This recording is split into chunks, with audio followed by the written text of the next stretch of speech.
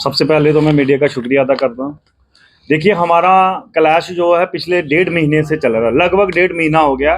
और ये क्लैश जो हो रहा है ये एडमिनिस्ट्रेशन द्वारा हो रहा है, क्योंकि ये क्लैश करवाया गया है, हमारे खिलाफ एक षड्यंत्र रचा गया हो। देखिए, प्रशासन हर दिन, आपने भी मीडिया सभी कवर किया, बीसी रोड में काफी समय से नई नई ड्राइव निकालते हैं, मगर इन लोगों ने आज तक कुछ नहीं किया। ये अपनी नाकामियां हम लोगों पर थोप रहे हैं। सबसे पहले, अब ये नया 10 साल से हम काम कर रहे हैं वहां पे, वो सीआईडी रिपोर्ट्स हैं, चाहे क्राइम की रिपोर्ट्स हैं, आप पिछले 10 सालों से वहां पे कौन काम कर रहा है वो आपको स्पष्ट पता चल जाएगा कि कौन काम प्रॉपर तरीके से कर रहा। पीसफुली तरीके से 10 सालों से काम कर रहे थे, कभी हमारे साथ कोई ऐसा काम नहीं हुआ। आज क्या हुआ है कि ये एडमिनिस्ट्रेशन, इसमें तहसीलदार हो गया, खास करके तहसीलदार की बात करूंगा क्योंकि वो उसके षड्यंत्र के तहत उन्होंने एक नया ऑर्डर बना दिया नजूल को आगे करके। भाई, नजूल की लैंड है, जो कि हम नजूल की लैंड पे नहीं बैठे हैं, वो पूरी नजूल की कवर की हुई है, सारी बाउंड्री जो उनकी है। ना हमने कहीं उधर बूथ बनाया है कोई, ना हमने कोई ऑफिस खोला हुआ है। इन्होंने एक ऑर्डर लगा दिया कि उस जगह पे कोई काम नहीं करेगा। देखिए, पिछले 10 सालों से मैं भी कर रहा हूँ, एक हमारा ऑटो स्टैंड है, वो पिछले 40 सालों से काम कर रहे हैं हमारे साथ। मैडम जी हैं, इनके 2004 की रजिस्ट्रेशन है सुमो यूनियन की, ये भी पिछले कितने सालों से काम कर रहे हैं, 24 साल से लगभग। आप माने 24 साल से ये लोग भी, अब आज क्या गए ऑर्डर लगवा दिया ये हम सबको उठाएंगे। ये मैं एडमिनिस्ट्रेशन से ये पूछना चाहता हूँ, ये कौन सा इंसाफ है? एक बंदे का, एक पर्टिकुलर एक बंदे की सपोर्ट कर रहे हो आप, किसके कहने पे कर रहे हो? हाई कितने लेवल का बंदा है? मैं आपके चैनल के माध्यमों से ये कहना चाहता हूं, जो भी उसके पीछे सपोर्ट कर रहे हैं, चाहे वो बीजेपी सरकार के बड़े आला अधिकारी हैं, उसमें देखो वो शरेआम कहता है जी मैं जितेंद्र सिंह का बंदा हूं।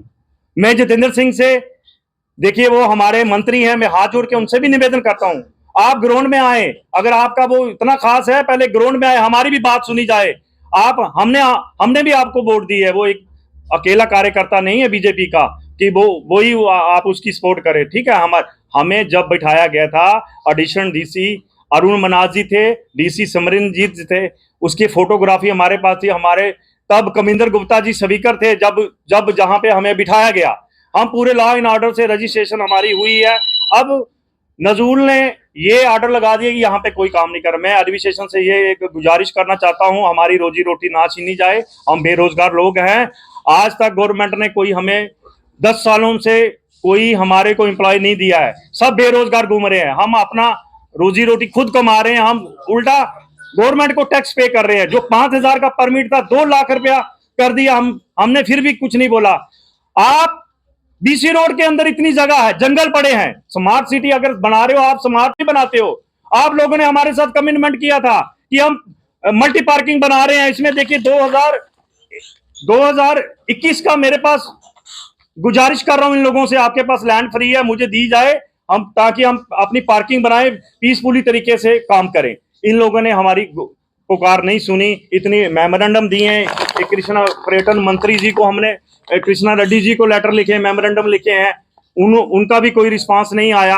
हम ये पूछना चाहते हैं, आखिरकार क्या गवर्नमेंट क्या चाहती है, हम लोग क्या करें, हम क्या करें? बेरोजगार आदमी क्या आप क्या करवाना चाहते हैं हम लोगों के? हमें क्रिमिनल बनाना चाहते हो? देखिए, अभी आने से पहले, प्रेस कॉन्फ्रेंस करने से पहले आधा घंटा बंतर पहले पुलिस वाले साथ होके उस बंदे की गाड़ियां भरा रहे हैं। पहले तो आधी रात के, अंधेरे की रात में पुलिस ने साथ होकर के उसकी गाड़ियां लगवाई। देखिए, ये कौन सा इंसाफ है जो एक घर के बाहर आप दूसरा घर बिठा रहे हो? अगर एडमिनिस्ट्रेशन की नाकामी नहीं होती तो आज ये क्लैश नहीं होता। आप क्यों नहीं ऐसा काम करते हो? हमारे पास स्पेस भी है, जहां तो होना कि गवर्नमेंट के पास जगह नहीं है, तो समझ आती है बात। जमीन होने के बावजूद भी ये इंप्लीमेंट क्यों नहीं करते? हमारे लोगों को सही तरीके से स्टैंड क्यों नहीं देते? अब एक जगह पे 10 बंदे, जब 200 आदमी इकट्ठा होगा तो वो तो झगड़ा आए दिन होगा ही होगा। देखिए, हम ये किसी के खिलाफ नहीं है, वो भी ड्राइवर हैं, हम भी ड्राइवर हैं, उनकी भी यूनियन है, हमारी भी यूनियन, सबको हक है। हम ये नहीं करें कि पर्टिकुलर एक विजय डोगरा ही है काम करेगा बीसी रोड के अंदर, बाकी नहीं करेंगे। सबको हक है, सब काम करें, मगर मुझे नहीं लग रहा कि ये हम दोनों का कोई आपस का क्लैश हमारी मर्जी से नहीं हुआ। ये इसमें बड़ी बड़ी साजिश है एडमिनिस्ट्रेशन की, क्योंकि जब मैंने कल तहसीलदार और नजूल तहसीलदार एसपी साहब मौके पे आए। शुरू से इन 3 बंदों, एसपी साहब और एसएचओ साहब और तहसीलदार खास, ये 3 पर्टिकुलर हमारे केस में इतने मतलब कि सीरियस तरीके से मतलब कि उसकी सपोर्ट कर रहे हैं कि ये मुझे समझ नहीं आ रही ये फोन पीछे बैकग्राउंड क्या है। तो ये मैं मीडिया आपके सब चैनल के माध्यम से कहना चाहता हूं कि मैं एडमिनिस्ट्रेशन से भी ये गुजारिश, डीसी साहब से, डिपकॉम से भी ये गुजारिश करता हूं कि देखिए हमारा क्लैश मत कराए, हमारे कैरेक्टर खराब करने की कोशिश की जा रही है। लॉ एंड ऑर्डर हम खराब नहीं कर रहे हैं, लॉ एंड ऑर्डर एडमिनिस्ट्रेशन खराब कर रही है, क्योंकि 1.5 महीने से कभी मेरे कहने पे एक बार भी बीसी रोड के अंदर वो लोग नहीं आए।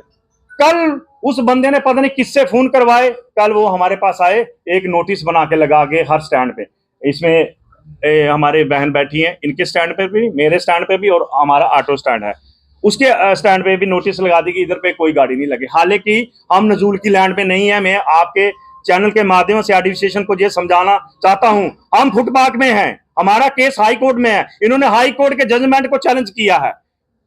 चलाने वाले कानून को नहीं मानेंगे तो ये हमारे लोगों के ऊपर ही हर चीज है, गरीब बंदे के ऊपर ही लॉ एंड ऑर्डर मतलब कि दौरा करता है। पहले ये बताया जाए मुझे, हमारे लिए सब कुछ सारे कानून है, ये लोग क्यों नहीं फॉलो करते हैं? ये भी तो कानून, जज, हम कोर्ट के जजमेंट को ये लोग नहीं मान रहे हैं, कंडेम्ड किए हैं हमने।